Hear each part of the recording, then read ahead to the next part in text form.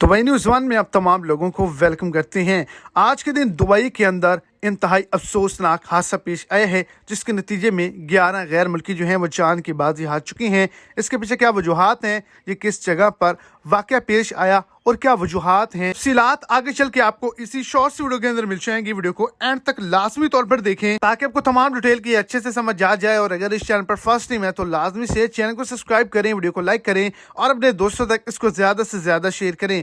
तो आज के दिन दुबई के अंदर गैस सिलेंडर वाले ट्रॉलर का और गाड़ियों का आपस में हादसा हुआ है, जिसके नतीजे में जो ट्रॉलर है उसके तमाम तर जो सिलेंडर्स हैं वो सड़क पर आ गए और इसके अंदर भी आके गाड़ियां टकराई, जिसकी वजह से काफ़ी ज़्यादा नुकसानात का सामना करना पड़ा।